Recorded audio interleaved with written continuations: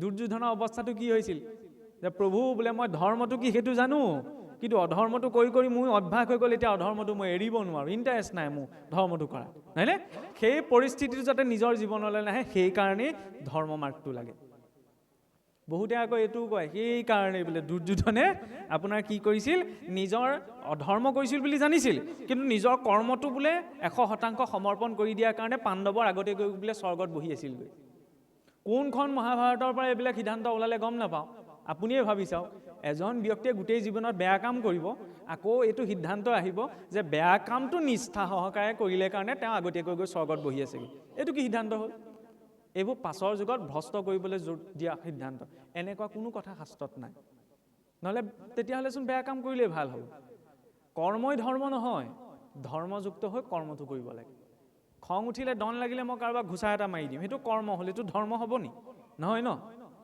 কৰ্মৰ সেইকাৰণে মৰ্যাদা এটা আছে, মৰ্যাদাত থাকি যেতিয়া ক্ৰিয়াটো আচৰণ হয় তেতিয়াহে সেইটো কৰ্ম। বাৰু যাই হওক, প্ৰথম লক্ষ্যটো স্পষ্ট, কশিপুৰ দৰে। কশিপুৰ দৈত্য আছিল, সেইটো কথা সেইখিনি সময়ত চাব নালাগে, কিন্তু নিজৰ সম্পূৰ্ণ দি দিছিল ন উপাসনাত থাকি।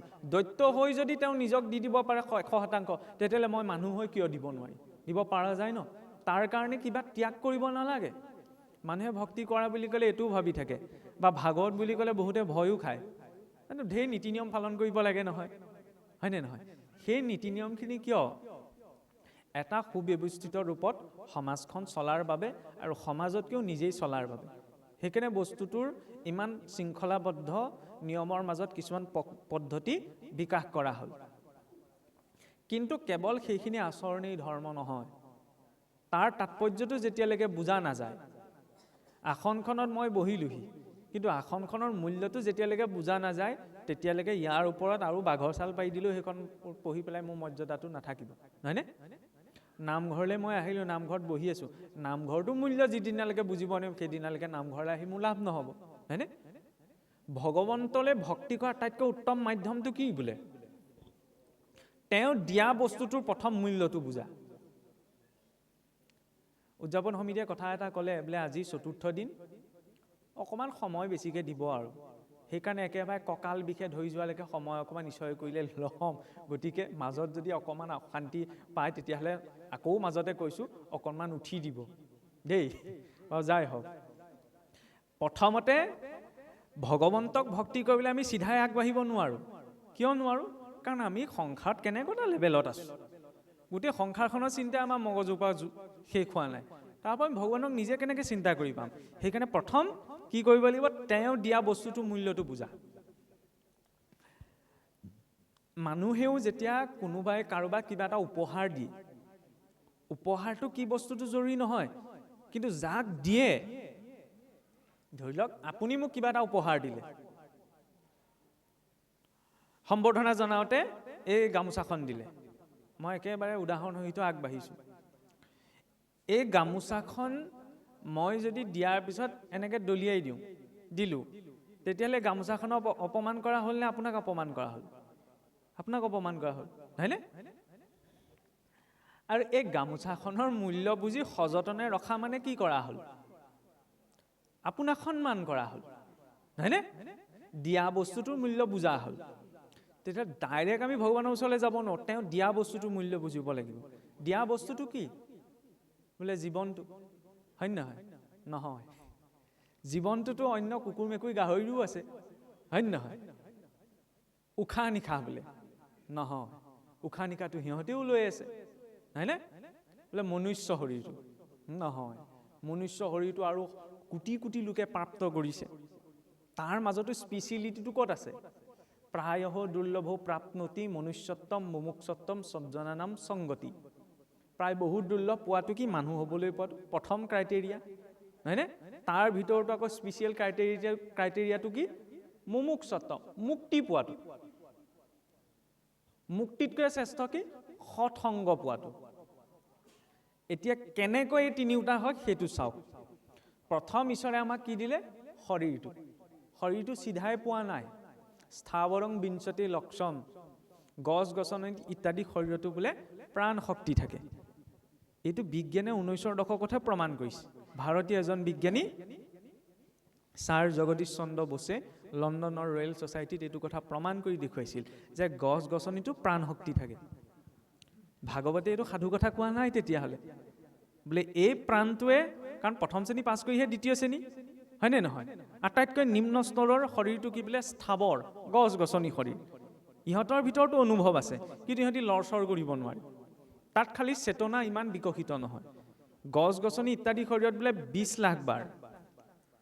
জলজম নৱলক্ষকম, তাৰপিছত পাছ কৰি ক'লৈ পালে বোলে? পানীত থকা জীৱৰ ওপৰত 9 লাখ বাৰ। কুৰ্মাঞ্চ নৱলক্ষঞ্চ, কুৰ্ম শৰীৰত বোলে 9 লাখ বাৰ।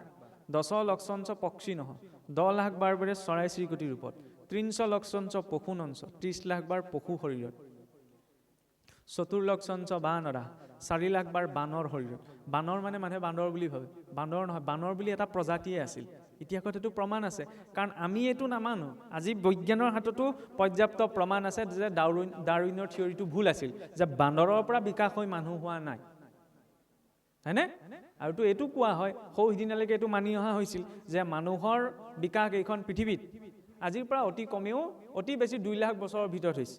হোমো ইৰেক্টাছৰ পৰা হোমো চেপিয়েন্স, আমাৰ বোলে মানুহৰ বৈজ্ঞানিক নাম হোমো চেপিয়েন্স, হয়নে?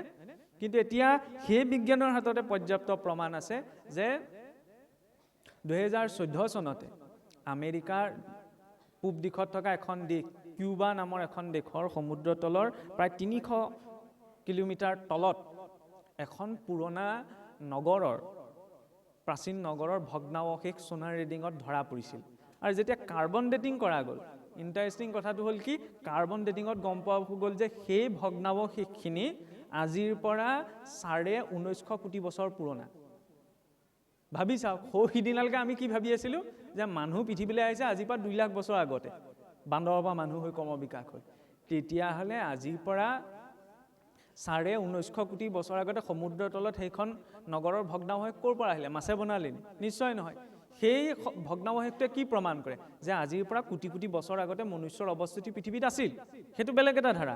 মই কথাটোক মনলৈ অহাৰ কাৰণে আৰু প্ৰসংগটোৰ সৈতে অকণমান ৰিলেশ্যন এটা ৰাখিবলৈহে টানি আনিছোঁ।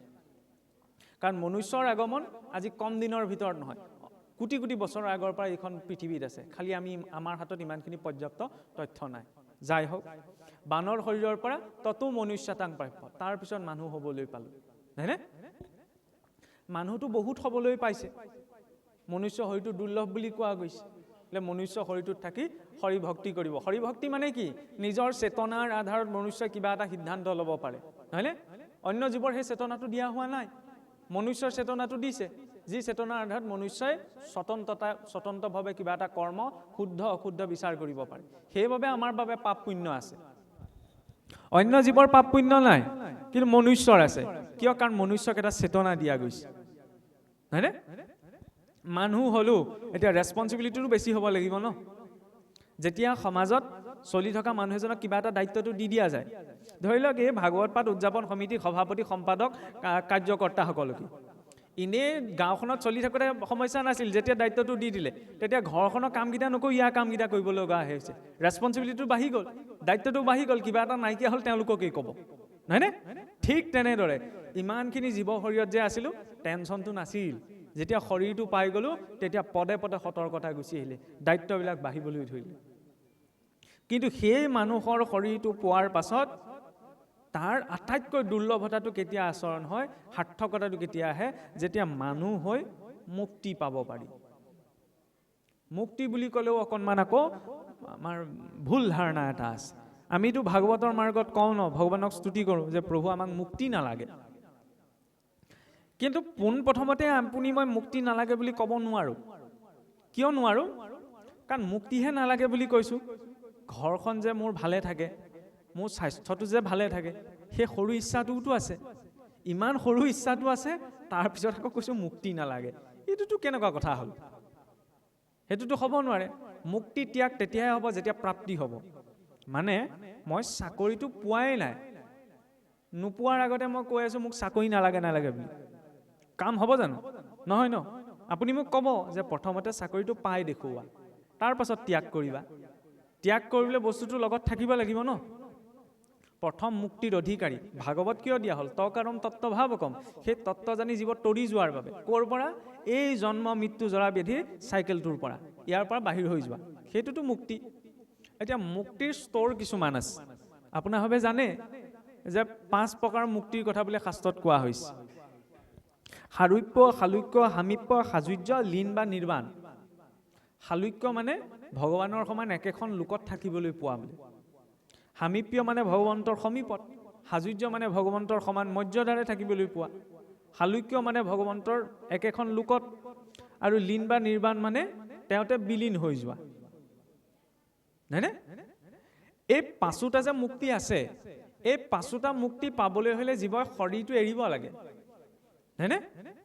ভগৱন্তৰ লোকখন পাবলৈ হ'লে এই নশ্বৰ শৰীৰটো এৰিব লাগিব। ভাগৱতত মুক্তিৰ সংজ্ঞাটো সুকীয়া। এই 5 প্ৰকাৰ মুক্তি পাবলৈ হ'লে শৰীৰটো এৰিব লাগিব, কিন্তু ভাগৱতে কি ক'লে, শৰীৰটোত থাকিয়েই জীৱই মুক্তি পোৱা সম্ভৱ। কেনেকৈ? যেতিয়া জীৱই ইচ্ছাবিলাক থাকোঁতেই শৰীৰটো ত্যাগ কৰিব লগা হয়, তেতিয়াহ'লে লাগিলে ইয়াত আৰু যজ্ঞানুষ্ঠান নাপাতো কিয়, সেই জীৱ আকৌ সংসাৰলৈ আহিবই লাগিব। এইটো কথাটো ভুল যে আমি যে কওঁ সকলোকে মহাপাপীজনকো নামে উদ্ধাৰ কৰি নিব। নামে উদ্ধাৰ কৰি নিব, মইহে ভাবিছোঁ বা আপুনিহে ভাবিছে। মই মৰাজনে যদি সেইটো বিশ্বাসত নাই লোৱা, তেতিয়াহ'লে মই কেনেকৈ উদ্ধাৰ হৈ যাম? আমি যেতিয়া আগমুহূৰ্তত কৈছোঁ বিশ্বাসে মিলাই হৈ, আৰে মই বিশ্বাসেই কৰা নাই, মই সেইটো স্তৰলৈ যাবই পৰা নাই, তাৰপিছত ভাবিছোঁ কি মই সংসাৰলৈ আকৌ নাহোঁ। নহয়, আহিব লাগিব। তাৰ আধাৰতেও জীৱই ভিন্ন শৰীৰ পায়। আৰু যেতিয়া শৰীৰটোত প্ৰাণ শক্তি থাকোঁতে ইচ্ছাৰ নিবৃত্তি হৈ যায়, সেইটো কোৱা হৈছে কি জীৱন্ততে মুক্ত। মানে তেওঁ নিজৰ দায়িত্বটো পালন কৰি আছে, সংসাৰৰ প্ৰতি কোনো আসক্তি নাই, হয়নে? যেতিয়া নিৰাসক্ত ভাৱত জীৱনটো যাপন হয়, সেইজন জীৱন্ততে মুক্ত। তেওঁ বেলেগকৈ শৰীৰ এৰি মুক্তি পোৱাৰ প্ৰয়োজনীয়তাটো নাথাকেগৈ, তেওঁ ইতিমধ্যেই মুক্ত। সেইটো হৈছে ভাগৱতৰ মুক্তিৰ ধাৰণা। কিন্তু মোৰ যদি মৃত্যুৰ আগমুহূৰ্তলৈকে কিবা যৎকিঞ্চিত মানুহ ইচ্ছা এটা থাকে, মানুহৰ থাকে নহয় অন্তিম ইচ্ছা, হয়নে? ইচ্ছা থকাৰ কাৰণে মই ওপৰলৈ যাবলৈ নাপাওঁ, ইয়াতেই শৰীৰ পাম। সেইটো কথা ভগৱান কৃষ্ণই স্পষ্ট কৰিছে। ইয়ং ইয়ং ভাৱ স্মৰে নিত্যম ত্যজ্য অন্তে কলেবৰম তং তমৈৱতী কন্তেয় সদা তৎ ভাৱ ভাবিত। যে অন্তিম সময়ত আগছো আমি যিয়েই নকৰোঁ কিয়, যেনেধৰণৰ চিন্তন মনলৈ আহিব তাৰ অনুৰূপতেই জীৱই গতি পাব। কংসই অন্তিম সময়ত কৃষ্ণকেই দেখিলে, সেইকাৰণে কৃষ্ণৰ ৰূপ ধাৰণ কৰি যাবলৈ পালে। মহাৰাজ ভৰতে হৰিকে ভজনা কৰিম বুলি সকলোৱে এৰি থৈ গৈছিল, হৰিণ পোৱালিটোৰ কথা মনলৈ আহিলে আৰু হৰিণৰ জন্ম লাভ কৰিলে। কি দেখুৱাইছে?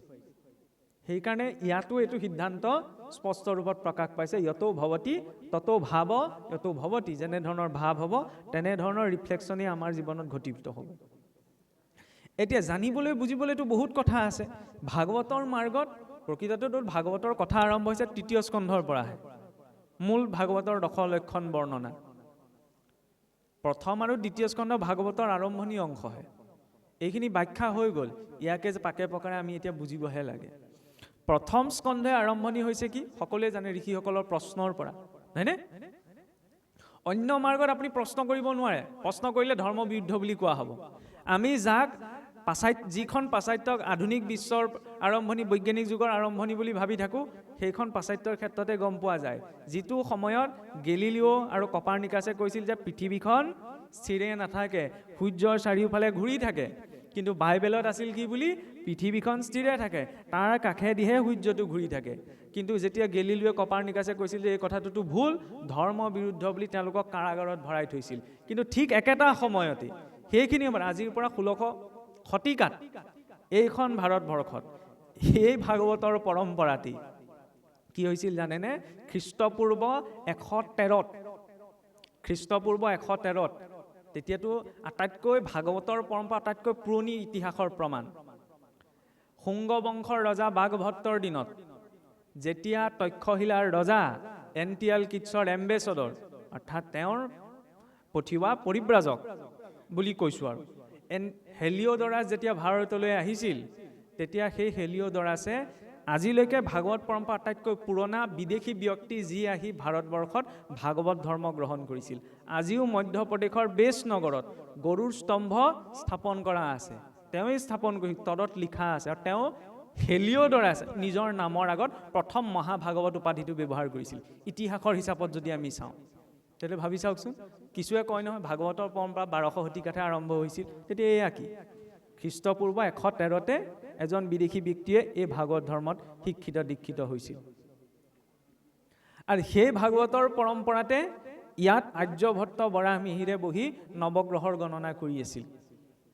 সেই গণনা বুলি ক'লে বহুতে এতিয়া হেৰি বুলি ভাবে, এই জ্যোতিষৰ কথাটো আহিলেই মানে এই পাথৰটো লোৱা, আঙুঠিটো পিন্ধা, দুলডাল পিন্ধা ইয়ালৈ লৈ যায়গৈ। কিন্তু জ্যোতিষো এক বিজ্ঞান। ভাগৱততো সেই জ্যোতিষ চক্ৰৰ বৰ্ণনা পৰৱৰ্তী অধ্যায়ত আহিছে। সকলো ইটো ইটোৰ সৈতে সম্পৰ্ক আছে। বাৰু যাই হওক, তাত প্ৰশ্ন কৰিব নোৱাৰিছিল, কিন্তু ভাগৱত আৰম্ভণি ক'ৰ পৰা হৈছে? প্ৰশ্নৰ পৰা, হয়নে? সেইকাৰণে ভাগৱতৰ মাৰ্গত যদি কোনোবা আগবাঢ়ি কয় যে মোৰ মনত প্ৰশ্ন এটা আছে, আমি ক'ব নোৱাৰোঁ যে প্ৰশ্ন কৰিব নোৱাৰা, প্ৰশ্ন কৰিবই লাগিব। কাৰণ যেতিয়া প্ৰশ্ন হ'ব তেতিয়াহে সংশয়টো নিবাৰণ হ'ব। কিন্তু সেইখিনিতে ভাগৱতে এটা সূত্ৰ লগাই দিছে যে প্ৰশ্ন কৰাৰ এটা ধাৰা আছে। মই যদি সুধোঁ, হেৰি আমুকৰ বাপেকৰ নাম কওকচোন, আমুকৰ পুতেক ৰামৰ পুতেকৰ নাম কওকচোন, এই মুঠটোৱে কি বুজাইছে? এইটোৱে জিজ্ঞাসা বুজোৱা নাই, এইটোৱে দাম্ভিকতা বুজাইছে। দাম্ভিকতাত প্ৰশ্ন নহয় বা জিজ্ঞাসা নহয়, হয়নে? দ্বিতীয়তে, কিবা এটা বিষয় মই জানো, জনাৰ পিছত নজনা ভাও ধৰি সুধিছোঁ, হেৰি আমুকৰ বিষয়ে ক'ত পাইছিলে কওকচোন। তাৰপিছত আপুনি কোৱাৰ পিছত আকৌ মই উল্টাই কমেণ্ট কৰিছোঁ যে নহয় নহয় আপুনি ভুল কৈছে, আমুকত এনেকৈ আছে, তামুকত মই তেনেকৈ পাইছিলোঁ। আৰু প্ৰথমতে যদি মই জানিছিলোঁ নক'লোঁ কিয়? সেইটো কি? কপটতা। জিজ্ঞাসা না কপটতাত হয়, জিজ্ঞাসা না দাম্ভিকতাত হয়। তদ্দিদ্ধি প্ৰণিপাতেন পৰিপ্ৰশ্নেন সেৱয়া, শ্ৰদ্ধাযুক্ত হৈ গুৰুৰ সন্মুখত নিজৰ জিজ্ঞাসা প্ৰকাশৰ জৰিয়তেহে প্ৰশ্নৰ সংশয় নিবাৰণ হয়।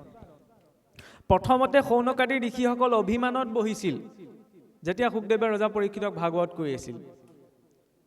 সেইবাবে তেওঁলোকে বৰ বিশেষ বুজিব নোৱাৰিলে। কিন্তু পাছত যেতিয়া দেখিলে এইখিনি কথা শুনিছোন পৰীক্ষিতে ইমান আনন্দ মনেৰে মৃত্যুক পাই মুক্তি লাভ কৰিছে, আকৌ ক'লে বোলে নাই ভালকৈ কথাখিনি শুনিব লাগিব।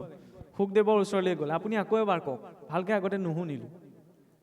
শুকদেৱে তেতিয়াহ'লে তেওঁলোকৰ অভিমানটো নষ্ট হ'বলৈ কি ক'লে যে মই আকৌ ভাগৱতৰ পুনৰাবৃত্তি নকৰোঁ। সৌ আঁতৰত বহি থকা সুতমুনিলৈ আঙুলিয়াই ক'লে যে সুতমুখে তোমালোকে ভাগৱত শুনা। সুত মানে কোন?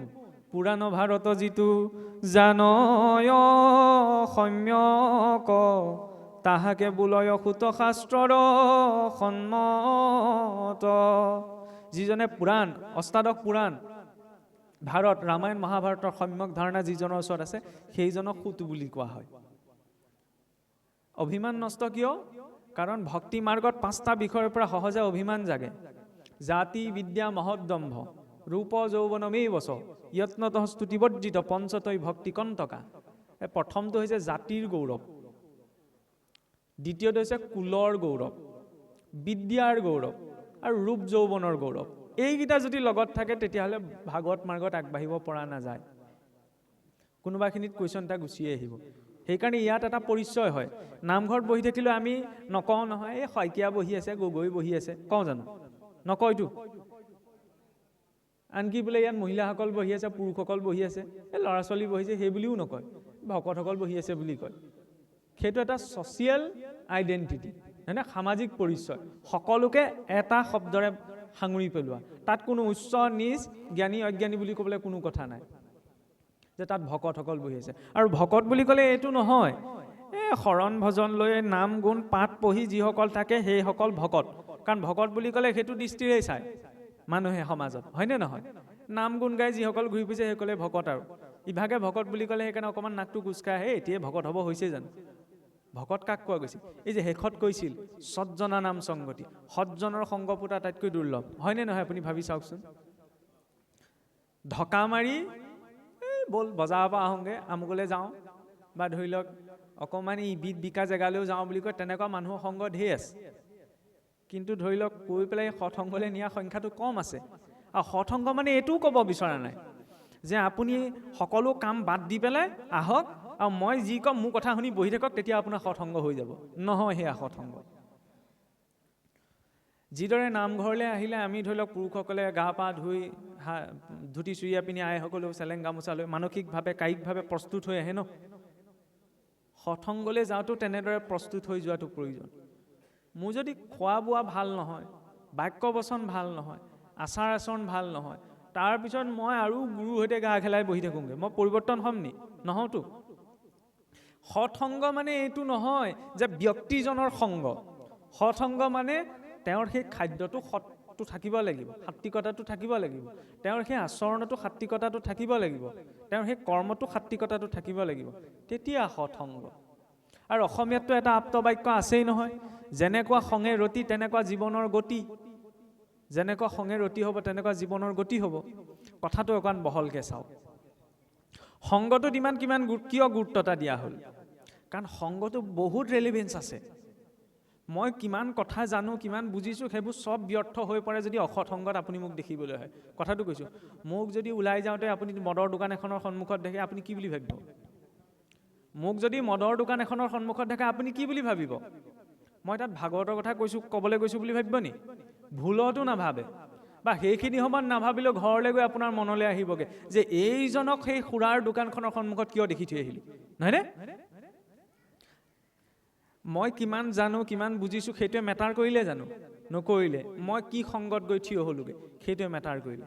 তাৰ বিপৰীতে একো নজনা, একো নুবুজা ব্যক্তি এজনো আহি যদি নামঘৰত ধুনীয়াকৈ বহি আছেহি, কাৰোবাৰ সাহস আছেনে এইজনে শাস্ত্ৰ নপঢ়ে, এইজনে ধৰ্ম কৰ্ম নাজানে বুলি নামঘৰৰ পৰা উঠাই পঠিয়াবলৈ? কোনেওতো নপঠায়, কাৰণ তেওঁকো ভকত বুলিয়ে ভাবিব ন। কিহে ক্ৰিয়া কৰিলে? কাৰণ এটা ভাল পৰিৱেশলৈ আহিছে, হয়নে নহয়? ক'ব বিচৰা হৈছে সেইটো। তেতিয়াহ'লে কি আমি জীৱনত অকল চাৰিওপাশেতো আমাৰ মনৰ লগত নিমিলা বা আমি অসৎ বুলি ভবা তেনেকুৱাও কিছুমান ব্যক্তিত্ব আছে, তেতিয়া তেওঁলোকক দেখিলে চিধাই আমি লেই চেই কৰিম নি? নহয়, সেইটো এটা বহুত ডাঙৰ ভুল, যিটো আমাৰ সমাজত পূৰ্বতে হ'ল, আজিকালি কমিছে। আগতে যেতিয়া সমাজৰ লগত নিমিলা কাম এটা কোনোবা এজনে আচৰণ কৰে, মই ক'বলৈ যোৱা নাই কি কাম, তাৰপিছত কি কৰা দেখা যায়, এঘৰীয়া কৰি দিয়ে। দিয়ে নে নিদিয়ে? এঘৰীয়া কৰি দিয়ে নে নিদিয়ে? আৰু তাৰপিছত আমি এইটো ভাবোঁ, তেওঁক এঘৰীয়া কৰি দিয়া হ'ল যেতিয়া, তেওঁ সংশোধন হ'ব, তেওঁ সংস্কাৰী হ'ব, হয়নে?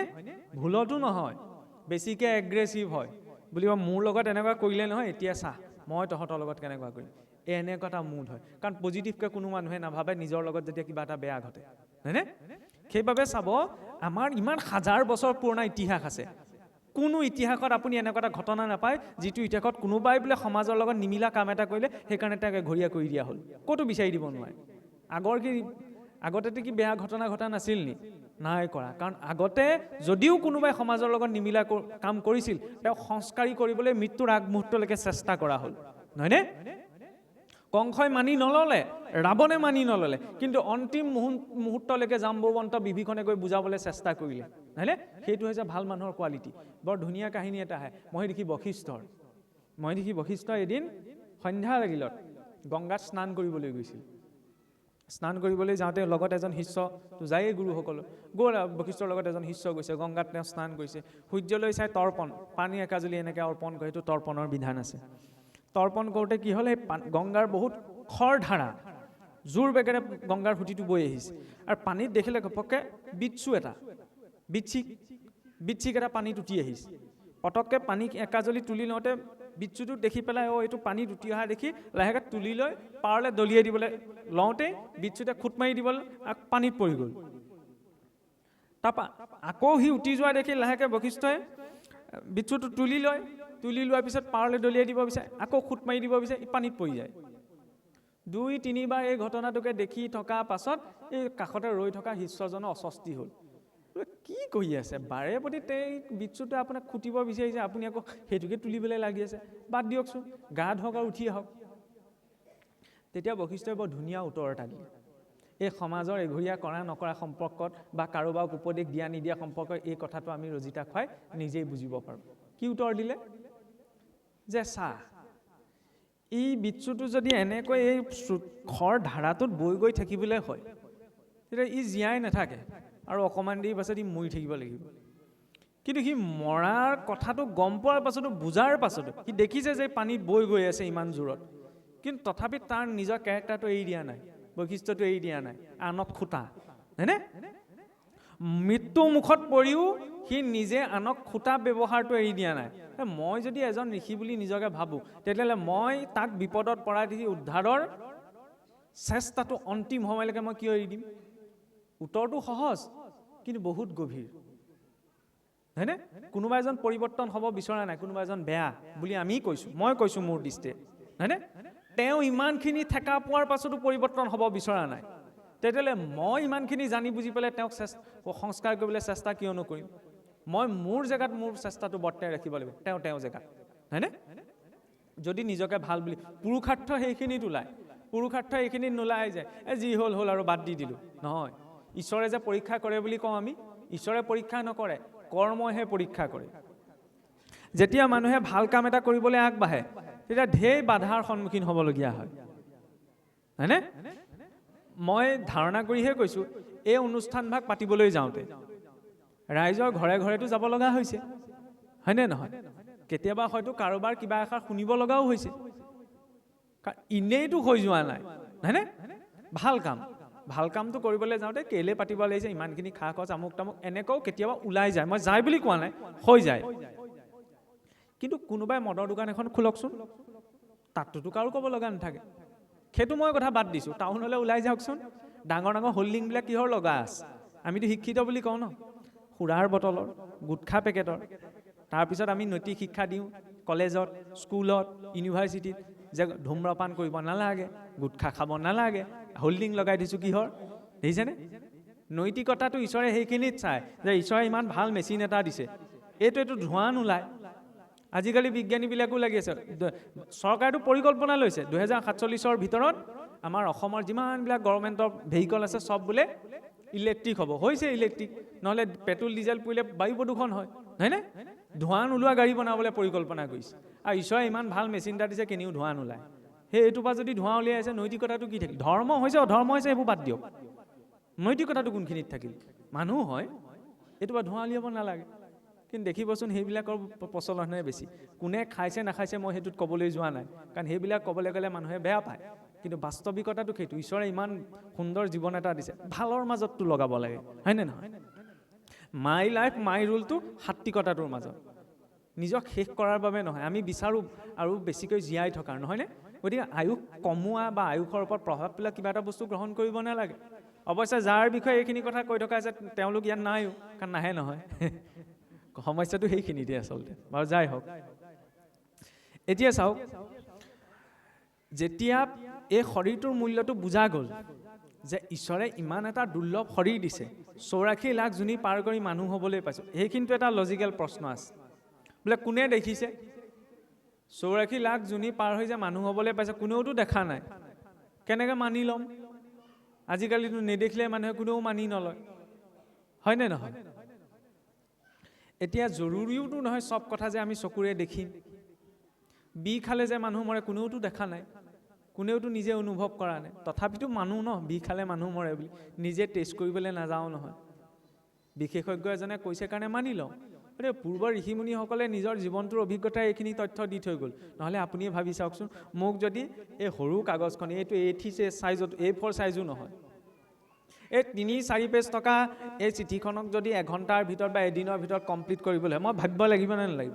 কিবা আৰ্টিকুল এটা লিখিবলৈ ভাবিবতো লাগিব, নভবাকেতো হৈ নাযায়। এই কাগজখন ফিল আপ কৰিবলৈ বা কাগজখনৰ পৰিমাণত কিবা এটা লিখিবলৈ বেছি দূৰলৈ নালাগে। আজিৰ পৰা 500 বছৰ আগত ভাবি চাওক, সাঁচিপাত, হয়নে? গছৰ পৰা সাঁচিপাত দেখিলে প্ৰস্তুত কৰোঁতে কিমান কষ্ট হয়, এমাহ 1.5 মাহ সময় লাগে। শুকুওৱা, পানীত তিয়াৱা, নিয়ৰত ডুবোৱা, আকৌ শুকুওৱা, তাৰ ওপৰত শিল মাৰি পেলাই খহটাখিনি আঁতৰোৱা, হয়নে নহয়? ইমানখিনি কষ্ট কৰি লিখা পঢ়া কৰিব লগা হোৱাহেঁতেন আজি 0.5% মানুহে লিখা পঢ়া কৰিবলৈ বাদ দিলেহেঁতেন। কোনে সাঁচিপাত বনাই পঢ়া শুনা কৰি, নহয়নে? কিন্তু সেই সাঁচিপাত বনাই পেলাই গছৰ গুটি চেপি চেপি চিয়াঁহী বনালে, নহয়নে? এই ভাগৱত ইমান ডাঙৰ, আমাৰ দ্বাৰা এঘণ্টা ভাবিব লাগিব, এটা দিন ভাবিব লাগিব এই পেজকেইটা কমপ্লিট কৰিবলৈ। তেতিয়া দিনত সুবিধাও নাছিল, গছৰ তলত বহি বহি লিখি থৈ গ'ল। কাম নাছিল নি? তেওঁলোকৰ কাম নাছিল নি? অন্য কাৰ বাবে দি থৈ গ'ল? কিয় দি থৈ গ'ল? ভাবি চিন্তিটো দি থৈ গ'ল। ইয়াত থকা তথ্যখিনি তেওঁলোকৰ অভিজ্ঞতাৰ পৰাইতো দিলে, হয়নে? গতিকে যেতিয়া কোনোবাই ভাগৱত মাৰ্গত আগবাঢ়ে, তেওঁ কেৱল ঈশ্বৰ প্ৰাপ্তিৰ মাৰ্গতে আগ নাবাঢ়ে, গুৰুসকলৰ নিজৰ কষ্টৰ প্ৰতি প্ৰকৃত যিটো বলিদান দি থৈ গ'ল, তেওঁলোকে নিজৰ জীৱনটো অৰ্পণ কৰি থৈ, তাৰ প্ৰতিও সন্মানটো প্ৰকাশ কৰে। শংকৰদেৱ তেনেকৈ প্ৰতিষ্ঠা হয়।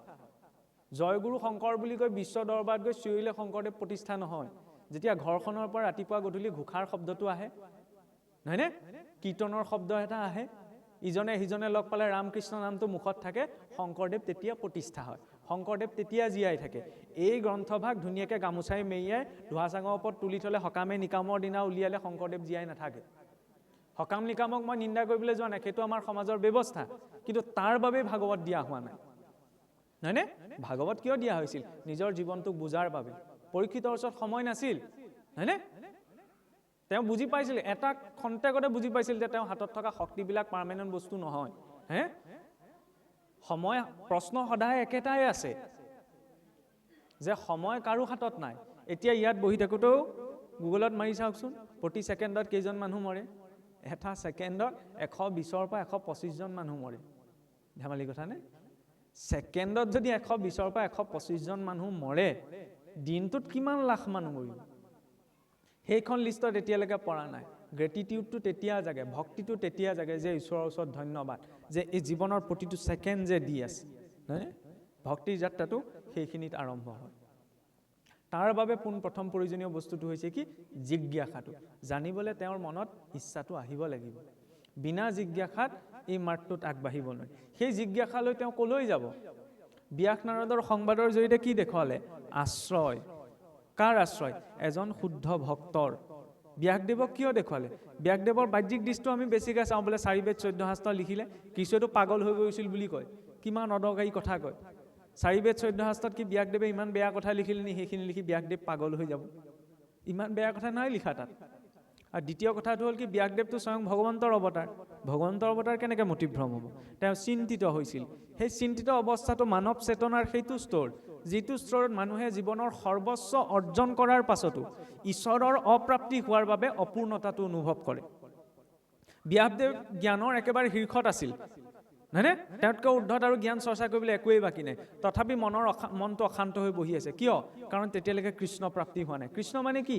হাঁহি থকা, বাঁহী বজাই থকা এজন মানুহেই নি? বা ব্যক্তিত্বই নি? নহয়। কৃষ্ণ মানে হৈছে কি? পূৰ্ণ আনন্দ, হয়নে? সংসাৰখনত আমি কাম কেলে কৰি আছো? টকা পইচাৰ কাৰণে নহয় জানো? হয়নে নহয়?